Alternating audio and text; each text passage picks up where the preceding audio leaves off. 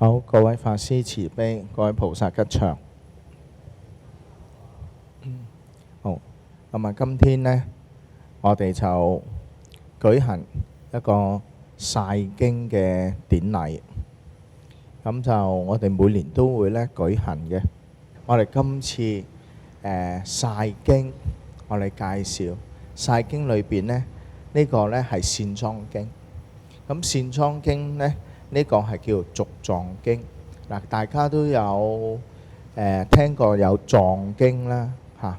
咁藏經呢，其實就係將佛教裏邊嘅叫做三藏十二部一切嘅經。咁三藏十二部一切嘅經論呢，我哋呢都會呢由呢個藏經裏邊呢依據住。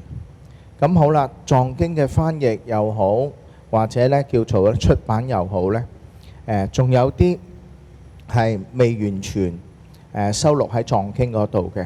咁所以呢就會呢有一個叫續藏經啦，即係話呢將個藏經呢未內容未充實嘅，我哋呢都會呢用一個叫續藏經。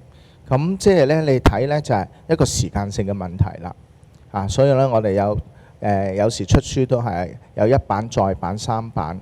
咁一版、再版、三版呢，就係嗰個內容呢，就同呢第一版呢出嘅一樣。咁我哋話有更新版嘅，即係話呢有一個叫咩啊？叫做呢增補嘅。增補即係話呢，可能呢第一版、第二版、第三版，我出到第四版呢，有啲呢要呢去增注嘅。咁我哋就會呢有個增注版。咁有一啲呢叫延續嘅。出咗上冊，我哋會出中冊、下冊係嘛？咁藏經呢都係咁樣去有分。咁藏經其實我哋有幾多種嘅藏經呢？之前都其實都有介紹過。喺清代裏邊呢，有一位皇帝呢，大家好熟悉嘅係咩啊？乾隆皇帝係嘛？所以呢喺乾隆期間呢，佢又點樣啊？叫啲大德高僧再去點樣呢？去叫做將嗰個所有三藏十二部一切經典再整理再整理，然後呢再去編呢個編寫我哋叫再編一個經啦。邊啲係經藏，邊個係律藏論藏咁樣。咁即係所以就有咩呢？叫乾隆大藏經。乾隆大藏經。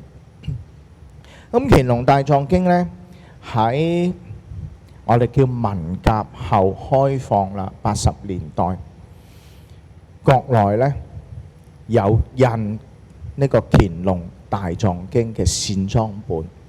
線裝本好緊要㗎咯喎。咁所以呢，如果翻查翻我哋香港嘅佛教歷史呢，喺80年代呢，寶蓮禪寺呢就有個因緣呢，就去到北京迎龍藏我哋話哇，嗰陣時係個人數同你哋差唔多法師呢帶着一班法師同埋一班信徒呢，由香港搭飛機到去北京去迎龍藏。咁我哋迎藏經呢，即是點樣啊？去求法啊！咁喺佛教裏邊呢，經典呢就係我哋嘅修行嘅依據。咁所以呢，我哋呢喺當時呢，大家呢係一顆心嘅。咁啊，仲要呢要集資喎。集資咩啊？我哋話印經都要集資，迎龍藏都要集資，因為呢嗰套龍藏嘅印刷費呢，相當之點講啊？好龐大，因為唔係淨係印一套啊嘛。咁你哋唔知原來呢，我哋印經呢，印呢啲叫大部頭嘅經嘅呢，我哋一印呢大部頭嘅經呢，我哋就要點樣啊？我哋要做啲咩啊？我哋要做啲咩啊？叫做呢，去叫預約預訂啲印刷嘅費用。至能夠呢可以呢推展呢可以印呢大部頭嘅經藏啊。而家咧比較少。喺我個年代，因為咧，如果大家記得咧，我自己長住咧就有一個佛學書局嘅。好多時咧，我哋自己都會印經嘅。我記得我哋要印萬佛懺，印萬佛懺嘅年代咧，好少道場有萬佛懺，我哋就會印咩咧？印一套咧叫做有個函嘅，然後咧就梵本嘅，還有就係印線裝嘅。需要嘅費用咧係好多，因為咧近時咧印經咧，印大部頭嘅經咧最少要印500套。咁500套嘅費用咧係相當之大嘅。咁所以咧我哋咧就會預早去去嗱，募捐有募捐嘅，但係咧我哋就預約啦，同大家道場都要需要大部頭嘅經懺噶嘛。咁我哋咧就會咧去逐個道場咧敲門啦。邊個道場貴道場我哋咧將會印一個好大部頭嘅經懺，你哋有冇咁需要啊？咁我哋開始就會預約集資啦。咁所以咧喺當年咧能夠印到一套龍藏咧唔簡單，同埋線裝嘅用個紙咧係用宣紙或者我哋叫玉構紙。咁能夠咧可以保持到咧，就要靠你哋啦。每年咧要攞出嚟咧曬一曬，同埋咧物件好得意嘅，你收住同埋咧打開擺喺個空間同空間接觸咧，對嗰個經典嘅紙咧都會咧有保存。但係擺得太耐又唔得咯，因為受潮啊嘛。因為香港咧好潮濕嘅，好容易咧有蛀書蟲。書蟲你見過未啊？打書釘我哋就有啫書蟲你未見過一本經咧，佢好快就食晒㗎啦。所以我哋咧要咧發心，大家每年都嚟咧做一個叫曬經嘅典禮。咁呢個曬經嘅典禮咧，其實頭先我講嘅，你發心印經又好，印好經啦，我去迎請經典啦。所以咧，我哋記唔記得我哋去道場咧？我哋唔係去買經嘅，我哋係咩啊？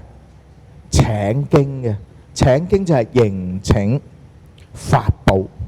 法寶係咩啊？法寶係佛陀所宣説嘅一切嘅法，而我哋能夠有因緣去依據相應去學習修持。咁所以呢，我哋迎請法寶係一件呢相當呢隆重嘅事，而曬經亦係好似迎請法寶，對法寶嘅恭敬。咁一講到法寶呢，就唔能夠呢去唔提及佛寶同僧寶。即使呢僧寶又好，法寶又好，佛寶又好，其實我哋都係咩啊？恭敬去禮敬三寶。所以曬經呢，其實亦係培養我哋如何點樣去恭敬三寶，點樣去珍重我哋經。唔係淨係擺度，我哋要點樣啊？逐頁逐頁去讀誦受持。當我能夠有呢個因緣，能夠讀誦受持一偈一句呢，好似《金剛經》，你就點樣啊？能夠呢獲得甚深微妙嘅法寶嘅不可思議嘅功德。喺呢啲字裏邊講到好似好微妙，唔能夠可以點啊接觸到感受到。但係當你哋呢每個人學佛嘅歷程當中呢，你哋自己多多少少去回憶翻啦，法寶嘅文字，我讀誦我憶持，係對自己嘅利益有好大好大嘅幫助。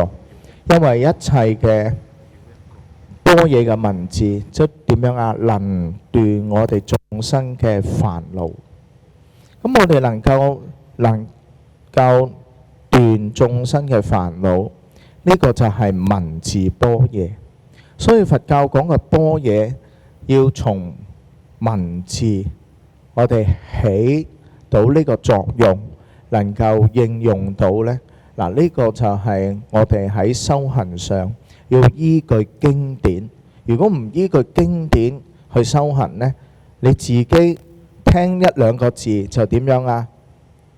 去做咗一套自己嘅修行方式，未必實在。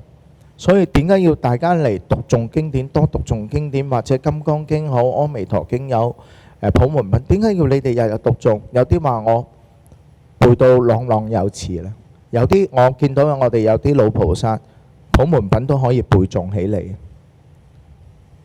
咁好啦，能夠背誦起嚟啦，即使你能夠點啊？俾我哋感覺上你能夠憶持。當憶持咧，你能唔能夠咧點樣去實務咁樣去實踐應用起嚟呢？嗱，呢個就係靠我哋每個人嘅發心。當你能夠發菩提心呢，你就能夠點樣呢？能夠可以優化到自己嘅心性，心性能夠優化到嘅，即使點啊，卻除一切嘅煩惱。咁好啦，我哋今日呢能夠有因緣長住選咗一個續藏經，因為呢經典太多，同埋呢有啲經呢真係呢要需要悉心嘅照顧，所以我哋每年呢都呢選一部分嘅藏經俾大家去認識、去學習，同埋能夠可以隨喜。因為呢你捧住呢就好似點啊，供養三寶，能夠呢有供養三寶嘅心。能夠點樣呢？能夠有呢個因緣，你自己要點樣啊？自己要去隨喜自己嗰個因緣功德啊！我哋一陣呢就會呢有念誦。我哋第一開始就係念呢個寶頂讚、誦心經、念佛號。念佛號當中呢，法師就會呢將一函一函嘅續藏經呢會交俾你哋嘅手，你哋雙手呢去點樣啊？去受持，去供養。雙手代表咩啊？福同慧。你能夠呢可以呢供養法寶嘅經，就能夠培養我哋每個人嘅福同慧。然後念誦佛號，去憶念恭敬我哋偉大嘅佛陀，去具備有慈悲與智慧，能夠有因緣，能夠讓呢個慈悲與智慧點樣啊傳授俾我哋，我哋就要點樣啊一心去受持。好，咁我哋呢而家晒經嘅儀典開始。阿彌陀佛。